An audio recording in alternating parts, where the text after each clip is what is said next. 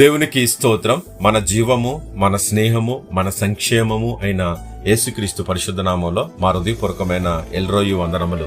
మీరు చేయ పనిలో, ప్రయత్నములో ఈ దినమంతా మీ ముందును నడిపించి కాపాడును గాక. ఈరోజు దేవుని వాగ్దానం కీర్తన గ్రంథము 66 అధ్యాయము 11వ వాక్యం. సంవత్సరమును నీ దయా కిరీటమును ధరింపజేయుచున్నావు. ప్రియమైన సహోదరుడా, ఈ లోకములో జ్యోతులు ఏర్పాటు చేసాడు దేవుడు సంవత్సరాలను సూచించడానికి. వచ్చే సంవత్సరం ఈ కాలమందు, ఈ సంవత్సరంలో ఈ కాలంలో సారా నువ్వు నీ ఒడిలో ఒక కుమారుడు ఉంటాడు అని సెలవిచ్చాడు. ఇస్సాకు ఆ సంవత్సరం అంతా కూడా ప్రయాసపడి విత్తనాలు విత్తినప్పుడు 100 ప్రతిఫలన ఆయన చూశాడు. సమృద్ధిగా పంటలు పండే ఒక 7 సంవత్సరాలను బైబిల్ గ్రంథంలో దేవుడు చూపించాడు.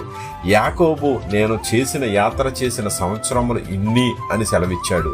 యోసేపు 110 సంవత్సరములు బ్రతికిన వాడని బైబిల్ గ్రంథం సెలవిస్తుంది.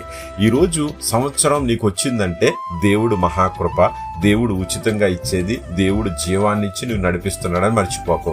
అయితే ఈ సంవత్సరాన్ని దేవుడు ఎందుకు ఇస్తున్నాడంటే ప్రభు దృష్టికి ఒక్క దినం 1000 దినాల వలె ఉంది. ఆలోచించుకో, ఒక్క సంవత్సరం దేవుని దృష్టిలో ఎలా ఉంది? నీ జీవితంలో 60 సంవత్సరాలు బ్రతికినా, 50 సంవత్సరాలు బ్రతికినా ఆయన దృష్టిలో ఎలా ఉంటుందన్నది నువ్వు ఒకసారి ఆలోచించుకుంటే, ఆయన సన్నిధిని నదులు చప్పట్లు కొడతాయంట, కొండలు కూడా ఉత్సాహధ్వని చేస్తాయంట. అంటే మనం సంవత్సరం ఇచ్చింది, నెలలు ఇస్తుంది, రోజులు ఇస్తుంది, సమయాన్ని ఇస్తుంది.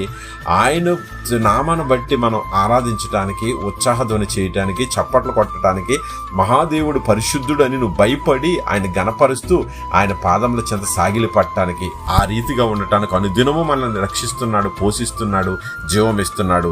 ఈ దినం నేను మొదలుకొని అయ్యా నువ్విచ్చిన దినమే ప్రభు అని అనుదినము నిత్యం ఆయన ఆరాధిస్తూ గణపరుస్తూ ఉంటే నిన్ను, నీ కుటుంబాన్ని హెచ్చించి దీర్ఘాయుష్తో నింపుతాడు.